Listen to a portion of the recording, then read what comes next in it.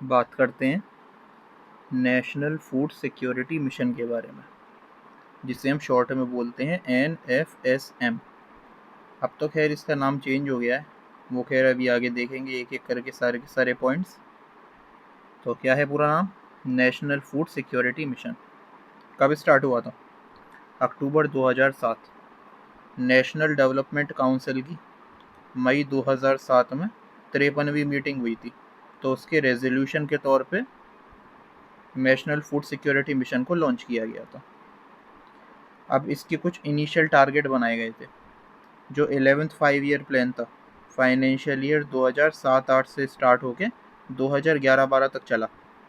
तो 11वें 5 year plan के तहत इस नेशनल फूड सिक्योरिटी मिशन के कुछ इनिशियल टारगेट्स रखे गए। क्या क्या? राइस का प्रोडक्शन कहा गया है कि जितना प्रोडक्शन करंटली हो रहा है उसमें 10 मिलियन टन का एडिशनल इंक्रीमेंट और होना चाहिए प्रोडक्शन में। वीट का कहा गया कि जितना अभी करंटली प्रोडक्शन हो रहा है उसमें 8 मिलियन टन का और एडिशनल प्रोडक्शन होना चाहिए। और दालों के लिए कहा गया कि जितना प्रोडक्शन हो रहा है उसमें 2 मिलियन टन का और एडिशनल प्रोडक्शन होना चाहिए आने वाले 5 सालों में। ये जो 11th 5 ईयर प्लान था इसके अंदर अब ये सक्सेसफुल हो गया पूरा का पूरा।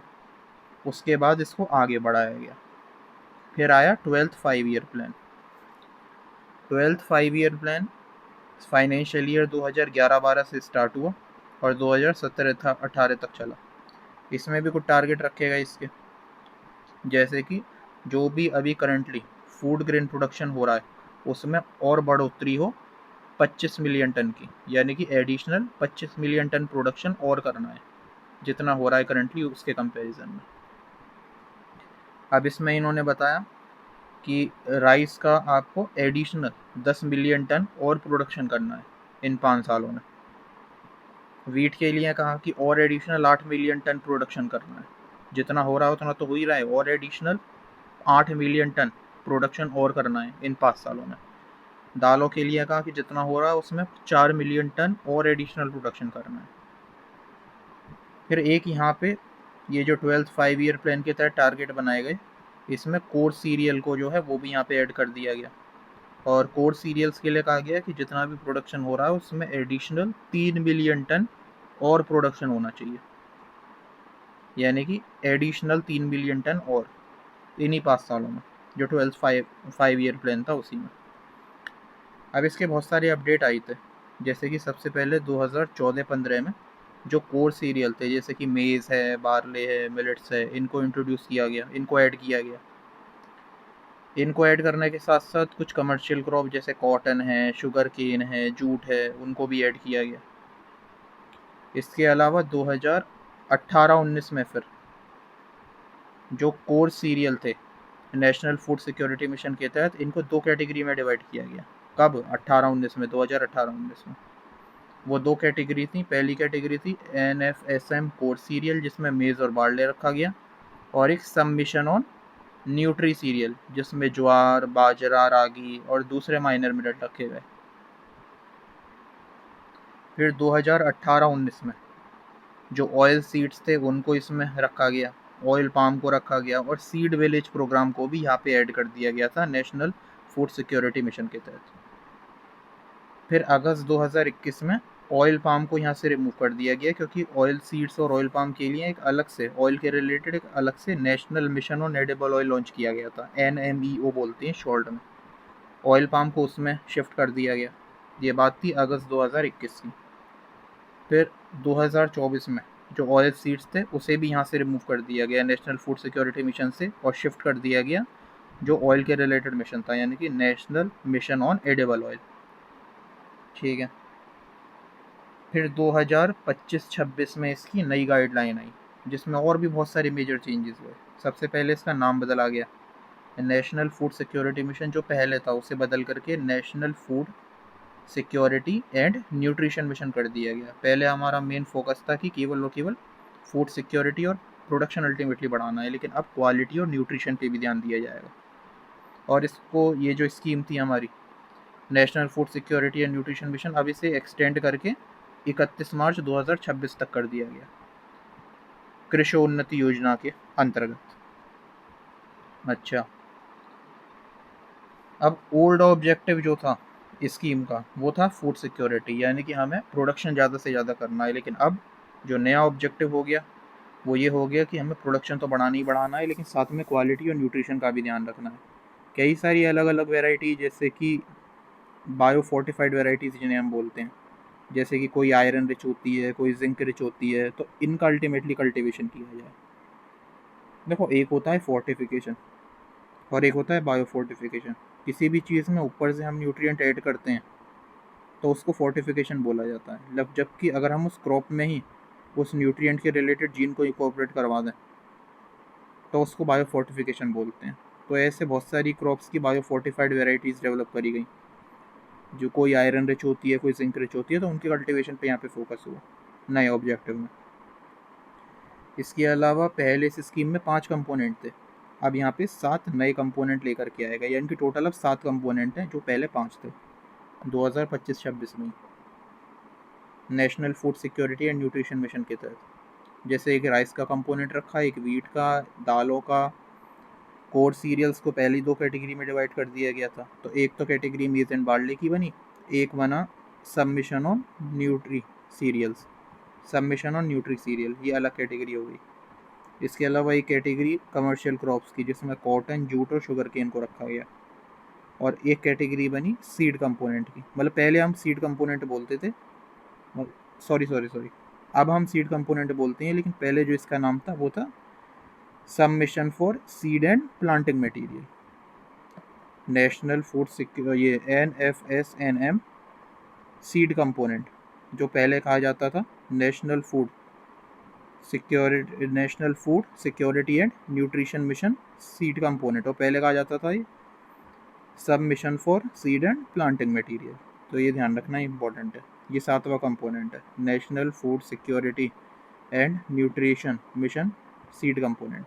ठीक है, पहले कहते थे submission for seed and planting material. ठीक है, फंडिंग पैटर्न क्या है? देखो, सेंट्रल टू स्टेट का यहाँ पे रेशो कितना रहेगा? जो जनरल स्टेट है, यानी कि जो नॉर्मल स्टेट्स हैं, उनमें 60% रकम सेंट्रल खर्च करेगी, 40% स्टेट से आएगा। लेकिन जो हिली रीजन्स हैं और जो नॉर्थ ईस्ट के रीजन्स हैं, उनमें 90% रकम सेंट्रल खर्च करेगी, 10% स्टेट से आएगा। और यूनियन टेरिटरीज़ के केस में 100% रकम जो है सेंट्रल गवर्नमेंट ही खर्च करेगी, पूरा का पूरा 100%। टोटल बजट का 2.5% एडमिनिस्ट्रेशन के खर्चों में आएगा, यानी कि एडमिनिस्ट्रेशन कंट्रोल के खर्चों में खर्च किया जाएगा टोटल बजट का 2.5%। अब यहाँ पे जो लाभार्थी हैं उनकी पहचान कैसे होगी? सबसे पहले तो ये जितने भी स्मॉल और मार्जिनल फार्मर हैं उनको योजना का लाभ मिलेगा। दूसरा इंपॉर्टेंट पॉइंट ये कि जो भी चीज़ बांटी जाएगी या फिर जो भी रकम है, 30% तो फिक्स है कि वुमेन फार्मर पे ही खर्च होगा। इसके अलावा SC/ST जो फार्मर्स हैं उनको पहली प्रायोरिटी पे रखा गया है। 30% वुमेन पे खर्च होगा, मैंडेटरी है। और मिनिमम 16% SC कैटेगरी के जो फार्मर है उन पे खर्च होगा। मिनिमम 8% ST कैटेगरी के फार्मर्स पे खर्च होगा, ये ध्यान रखना। इतना तो खर्च करना ही है उन पे। वुमेन फार्मर पे मिनिमम 30% फंड का खर्च होना ही चाहिए, या जो भी चीज़ आप बांटोगे। SC कैटेगरी के जो फार्मर है उन पर मिनिमम 16% खर्च होना ही चाहिए, जो भी फंड का है अल्टीमेटली, ये जो भी चीज़ आप बांट रहे हो। और ST कैटेगरी के फार्मर पर मिनिमम 8% खर्च करना ही करना है। इसके अलावा जैसे कि कई सारे आपने देखा होगा आदिवासी होते हैं, जो ट्राइबल पीपल होते हैं, वो जंगलों में ही लंबे समय से रहते आ रहे हैं, वहीं पे जो है वो खेती भी करते हैं ज़मीन पे। तो पहले क्या होता था अभी तक कि उनकी जो वो खेती करते थे जंगलों में, लंबे समय से रहते हुए आ रहे हैं, पुराने वक्त से उनके दादा बाबा उनके वहीं पे रहते थे, तो वो वहीं पे रह रहे हैं, वहीं पे खेती कर रहे हैं। लेकिन पहले उनकी खेती की ज़मीन का कोई लीगल ओनरशिप उनके पास नहीं होती थी। अब गवर्नमेंट ने करा क्या है कि जिस ज़मीन पे वो खेती कर रहे हैं उसकी रजिस्ट्री करवा के उनको दे दी है, उनको एक तरीके से उनकी ज़मीन की लीगल ओनरशिप दे दी गई है, पट्टा जिसे हम बोलते हैं। तो FRA पट्टा होल्डर भी यहाँ पे जो है इस स्कीम का बेनिफिट ले सकते हैं। क्या होता है यहाँ पे FRA मतलब? FRA का मतलब है फॉरेस्ट राइट एक्ट। ट्राइबल लोग जो लंबे वक्त से जंगलों में रहते आ रहे हैं और फार्मिंग कर रहे हैं, उन्हें उनकी ज़मीन की रजिस्ट्री दे दी गई है, लीगल राइट ओनरशिप का उनको दे दिया गया है, जिसे पट्टा बोलते हैं। इसके अलावा यहाँ पे लैंड लिमिट भी रखी गई है, जैसे कि एक फार्मर को एक ग्रोइंग सीजन में मैक्सिमम 5 हेक्टेयर तक की ज़मीन का ही बेनिफिट मिलेगा, चाहे उसके पास कितनी भी ज़मीन हो। अब जैसे इसी एक एग्जांपल से समझो, मान लो कोई गांव सेलेक्ट कर लिया गया, अब वहाँ पे बांटने के लिए 100 सीड मिनीकट आएंगे स्कीम के तहत। तो अब क्योंकि 100 सीड मिनीकट आएंगे बांटने के लिए, अब जो 30% वोमेन पे खर्च करना है, उस हिसाब से 100 सीड मिनीकट में से 30 पैकेट तो और जो वोमेन फार्मर है उनको ही दे दिए गए। 8% यानी कि 8 पैकेट एसटी फार्मर्स को मिलेंगे और 16 पैकेट मिनिमम एससी फार्मर्स को दिए गए। अब जो बचे हुए पैकेट बांटे जाएंगे उसमें मान लो कोई एक फार्मर ऐसा हो, वो कहे कि मेरे पास तो मान लो 50 हेक्टेयर ज़मीन है। मान लो कोई फार्मर कहे कि भैया मेरे पास तो 50 हेक्टेयर ज़मीन है, आप मेरे को बची हुई सारी कर दे दो। तो ऐसा नहीं होगा, उसको बेनिफिट केवल और केवल स्कीम का 5 हेक्टेयर लैंड के हिसाब से ही मिलेगा। तो सीड किट भी उसी हिसाब से उसे मिलेगी। ये ध्यान रखना, ज़मीन आपके पास कितनी भी हो, स्कीम का बेनिफिट 5 हेक्टेयर लैंड से ज़्यादा में नहीं मिलेगा पर सीज़न एक फार्मर को। ठीक है। अब यहाँ पे बहुत सारी नई टेक्नोलॉजी भी ऐड करी गई हैं, जैसे कि डिजिटल मॉनिटरिंग मैंडेटरी कर दी है। पूरा फील्ड का जितना भी आपका काम है ना, जितने भी फील्ड विजिट वगैरह आपकी रही, जो भी आप फील्ड का सीज़न वाइज जो भी फ़ोटो वगैरह ली, मतलब पूरा फील्ड का काम जो है, पूरी मॉनिटरिंग ऑनलाइन होगी। डिजिटल मॉनिटरिंग को मैंडेटरी कर दिया है। इसके लिए कृषि मैपर जो है ये बनाया है, ये लेके आए हैं अलग अलग ऐप वेबसाइट वगैरह। साथ ही पोर्टल लेकर के आए जहाँ पे सीड प्रोडक्शन और डिस्ट्रीब्यूशन की जानकारी अपलोड होती है। डिजिटल क्रॉप सर्वे का ऐप आया है। इसके अलावा डीबीटी मोड में किसान के पास में पैसे आते हैं, यानी कि direct benefit transfer, direct bank transfer नहीं है। किसान को अपने खाते में डायरेक्ट पैसा नहीं मिलेगा, बल्कि उसे ई रूपी वगैरह जो हैं वो भेजे जाएंगे। ई रूपी वाउचर वगैरह जो होते हैं, इसमें मेनली होता क्या है, किसान उसका इस्तेमाल करके केवल अपनी खेती के काम ही कर पाएगा और कुछ नहीं कर पाएगा। तो उसे इस तरीके से डायरेक्ट बेनिफिट ट्रांसफ़र दिया जा रहा है।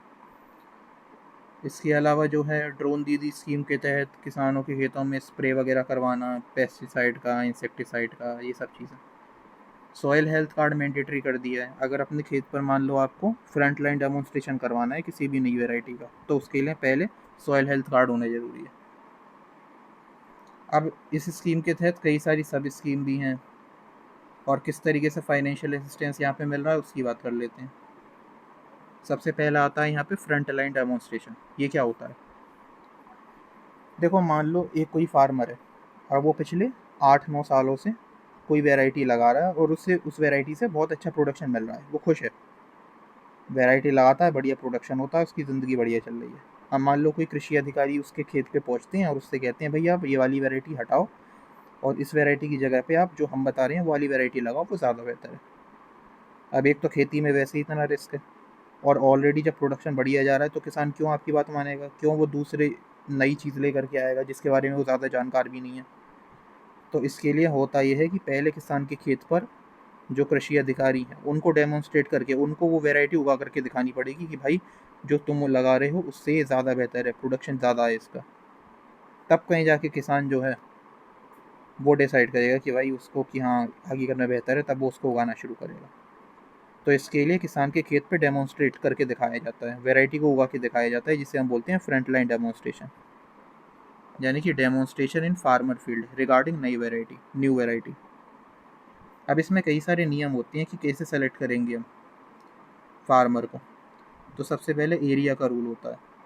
नॉर्मल स्टेट में कोई भी क्लस्टर मान लो अगर सेलेक्ट किया है तो उसका साइज़ 10 हेक्टेयर से ज़्यादा नहीं होना चाहिए, और हिली रीजन या नॉर्थ ईस्ट स्टेट में कोई क्लस्टर सेलेक्ट किया है तो वो 2 हेक्टेयर के आसपास का होना चाहिए। क्लस्टर क्या होता है, जैसे अब हॉर्टिकल्चर क्लस्टर हमने देखा ही था वेजिटेबल का, जैसे आगरा ले लो, आलू का क्लस्टर है, मतलब एक ऐसा जोग्राफिकल एरिया जहाँ पे मेनली किसी एक ही तरीके की वेजिटेबल या क्रॉप पर फोकस किया जाता है, उसी को मेनली उगाया जाता है, उसे क्लस्टर बोलते हैं। तो नॉर्मल स्टेट्स के केस में मान लो कोई भी क्लस्टर सेलेक्ट किया जाएगा तो ऐसा किया जाएगा जिसका एरिया 10 हेक्टेयर से ज़्यादा ना हो, और हिली रीजन्स के केस में या नॉर्थ ईस्ट स्टेट के केस में क्लस्टर का साइज़ 2 हेक्टेयर के आसपास हो। अब इस क्लस्टर में कई सारे किसान होंगे, बिल्कुल सही बात है, किसी का खेत छोटा होगा, किसी का खेत बड़ा होगा। तो हम ऐसे किसान को सेलेक्ट करेंगे जिसका खेत कम से कम 0.4 हेक्टेयर तो होना ही चाहिए। अगर कोई किसान ऐसा है जिसका खेत 0.4 हेक्टेयर से छोटा है, उसके खेत पे ट्रायल नहीं होगा। या मान लो कोई किसान के कि भाई मेरे पास तो ज़मीन बहुत है, आप मेरे पे लगा लो, तो 2 हेक्टेयर से ज़्यादा ज़मीन नहीं होनी चाहिए। अगर 2 हेक्टेयर से ज़्यादा ज़मीन किसी किसान के पास है तो उसके भी लैंड पे नहीं होगा ट्रायल। ऐसे किसान के पास होगा ऐसे किसान के फील्ड पर होगा जिसका लैंड साइज मिनिमम 0.4 हेक्टेयर या मैक्सिमम 2 हेक्टेयर के बीच में हो, ध्यान रखना। और एक बार किसी फार्मर के फील्ड पे जब डेमोन्स्ट्रेशन ट्रायल हो गया तो अगले 2 साल तक उसका नंबर नहीं आएगा। फिर दूसरे किसानों को मौका मिलेगा उसी क्लस्टर के, ये ध्यान रखना। जैसे मान लो किसी किसान ने 2026 में अपने फील्ड पे जो है डेमोन्स्ट्रेशन ट्रायल करवा लिया, अब 27 में उससे नहीं मिलेगा मौका, 28 में नहीं मिलेगा, 29 में वापस से वो बेनिफिट ले सकता है, यानी कि डेमोन्स्ट्रेशन ट्रायल अपने फील्ड पे करवा सकता है। रिपीट रूल लेकर के आए एक तरीके से, selected individual farmer will not be repeated for demonstration for next 2 years, ये ध्यान रखना। अब यहाँ पे असिस्टेंस भी मिलेगा जब आपके फील्ड पे डेमोन्स्ट्रेशन होगा तो, लेकिन ये क्रॉप टू क्रॉप डिपेंड करेगा। जैसे कि अगर चावल है, गेहूँ है, दालें हैं तो 9,000 रुपये पर हेक्टेयर मिलता है जो सहायता राशि होती है। अगर मान लो आपके फील्ड पे यानी कि फार्मर के फील्ड पे क्रॉपिंग सिस्टम का डेमोन्स्ट्रेशन हो रहा है तो 15,000 रुपये पर हेक्टेयर मिलते हैं सहायता राशि। इस 15,000 रुपये में से जो 800 रुपये हैं वो फील्ड मॉनिटरिंग और पब्लिसिटी में खर्च होता है। अच्छा, इसके बाद में मान लो इन सब चीज़ों को देखते हुए फार्मर सेलेक्ट हो जाता है किसी क्लस्टर में से। अब मान लो उसके पास सॉइल हेल्थ कार्ड अगर नहीं है तो नहीं हो सकता फिर उसके फील्ड पे डेमोन्स्ट्रेशन। ध्यान रखना, सॉइल हेल्थ कार्ड भी मैंडेटरी है। अब इसे जैसे एक एग्जांपल से समझे, मान लो एग्रीकल्चर डिपार्टमेंट ने कोई क्लस्टर सेलेक्ट किया किसी विलेज का, ठीक है, एरिया मान लो 10 हेक्टेयर के आसपास है, ठीक है। अब इस क्लस्टर में से एक फार्मर सेलेक्ट कर लिया गया, ठीक है। अब उस फार्मर से कहा जाएगा कि आपका ये जो फील्ड है इस पूरे फील्ड को आप एकदम बराबर 2 भागों में डिवाइड कर लो। आधे खेत में तो किसान जो है जो पहले से वो वैरायटी उगाता हुआ आ रहा है यानी कि पुरानी वाली वैरायटी वो उगाएगा अपने नॉर्मल तरीके से, ठीक है, जैसे वो खेती करता आ रहा है नॉर्मली। बचे हुए खेत में जो कृषि वैज्ञानिक हैं वो खेती करेंगे, यानी कि वो जो नई वैरायटी है वो लगाई जाएगी मॉडर्न टेक्निक का इस्तेमाल करके। और फिर जो फार्मर ने खेती करके उगाया है और जो नई वैरायटी साइंटिस्ट ने लगाई है दोनों को कंपेयर करके किसान को दिखाया जाएगा कि भाई देख जो नई वैरायटी है उसमें प्रोडक्शन ज़्यादा है, तब कहीं जाके किसान राज़ी होगा। जैसे मान लो नई वैरायटी में 20% ज़्यादा यील्ड निकल के आती है तो ये डायरेक्ट कंपेयर करा जा सकता है जो किसान ने उगाया और जो इन्होंने उगाया। अब मान लो किसान के कि भाई आप मेरी ज़मीन इस्तेमाल कर रहे हो तो भैया फार्मर को वो भी तो मिल रहा है, फाइनेंशियल असिस्टेंस भी मिल रहा है क्रॉप के हिसाब से। इसके अलावा ये जो नई वैरायटी कृषि वैज्ञानिकों ने उगाई है इसका जितना भी प्रोड्यूस है वो भी सारा किसान को ही दे दिया जाएगा, ये ध्यान रखना। अब यहाँ पे एक और इम्पोर्टेंट चीज़ है कि seed distribution and mini kit, जो सीड मिनी किट है वो भी यहाँ पे बांटी जाती हैं। छोटे जो किसान हैं उनको तो फ्री में मिलता है। क्या क्या होता है इसमें, नई वैरायटी के सीड होते हैं, बायो फर्टिलाइज़र होता है और एक मैनुअल होती है कि आपको इस्तेमाल कैसे करना है। अब अलग अलग क्रॉप की जो सीड किट यहाँ पे बांटी जाती है उसका साइज़ अलग अलग होता है। जैसे ग्राम की 16 किलो की होती है, लेंटिल की 8 किलो की होती है, मूंग उड़द और अरहर की 4 किलो की होती है, जवार की जो आपका ये है ज्वार ज्वार की जो सीड किट है वो 4 किलो की होती है, बाजरे की 1.5 किलो की। ध्यान रखना, लेंटिल की 8 किलो की, ग्राम की 16 किलो की, मूंग उड़द और अरहर की 4 किलो की जो ज्वार है उसकी 4 किलो की और बाजरे की 1.5 किलो की।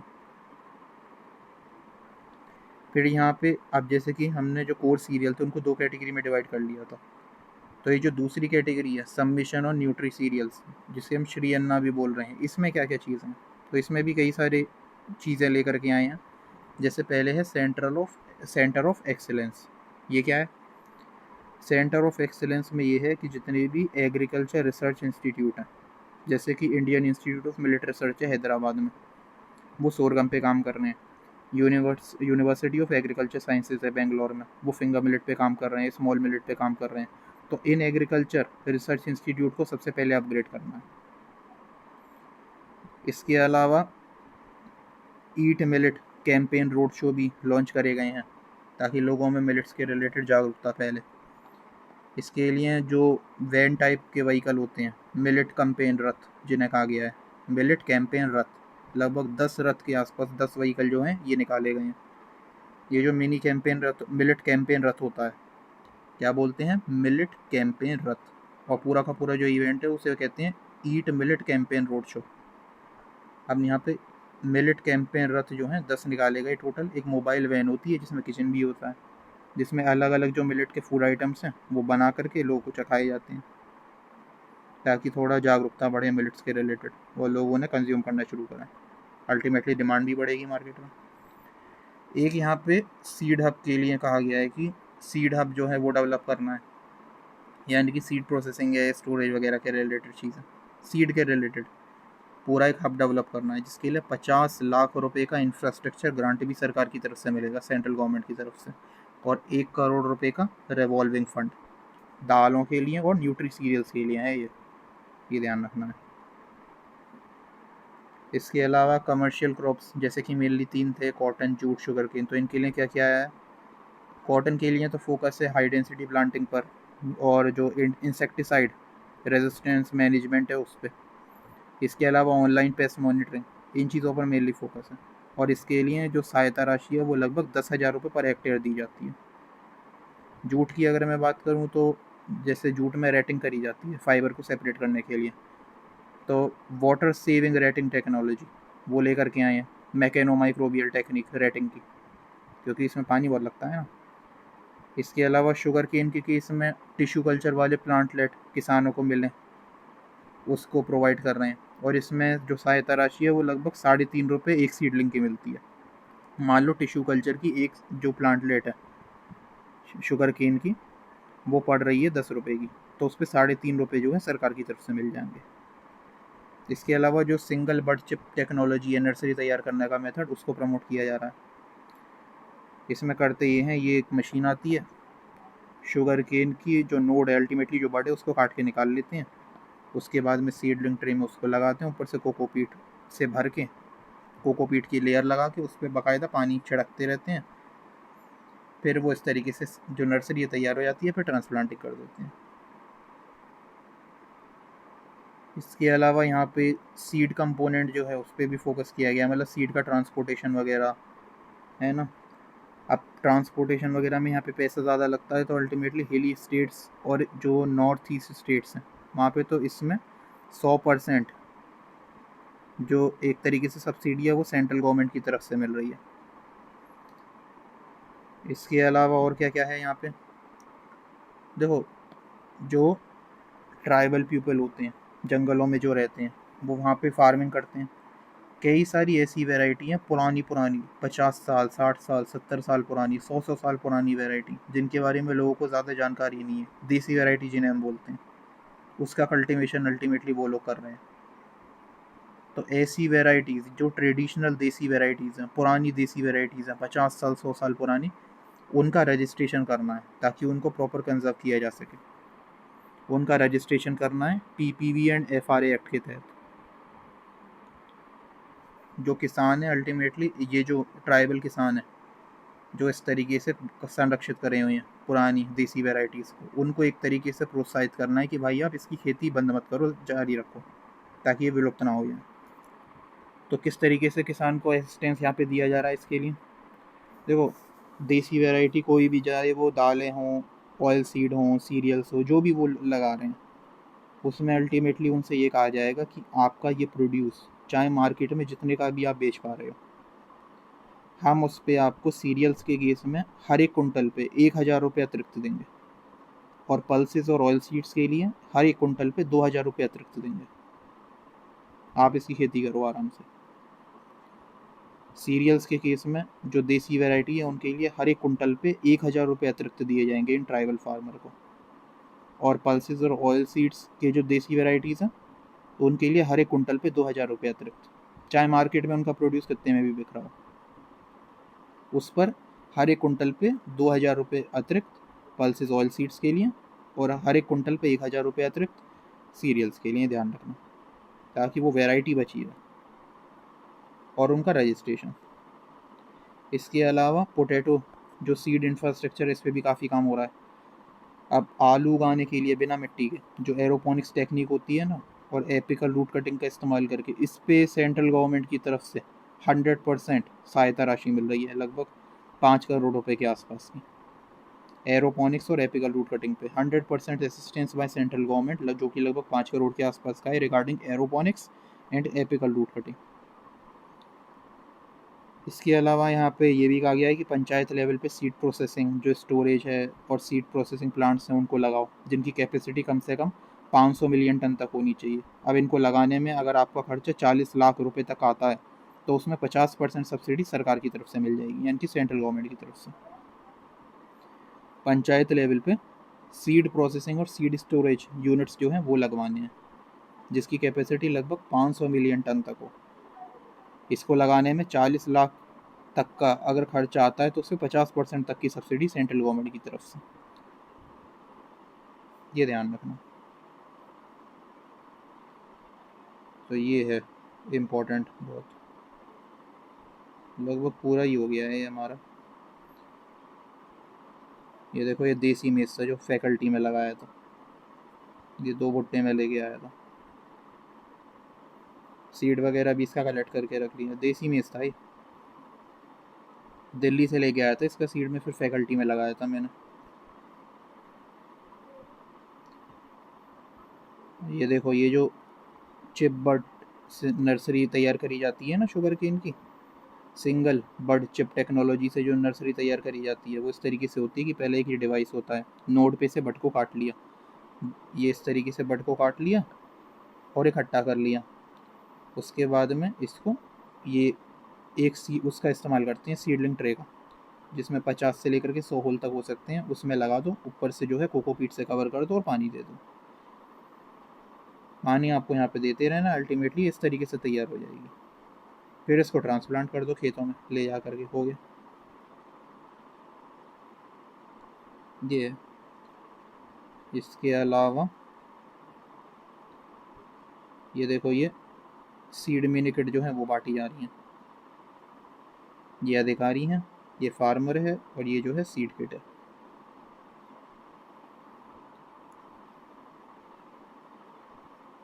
इसके अलावा ये देखो, ये सॉइल हेल्थ कार्ड है, ये सॉइल टेस्टिंग एक एमएससी के सीनियर थे हमारे, उनकी करवाई थी,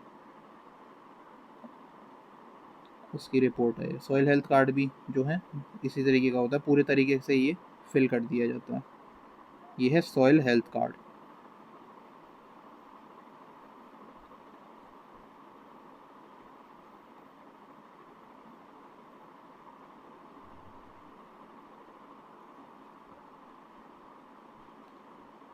कंप्लीट हो गया ये भी।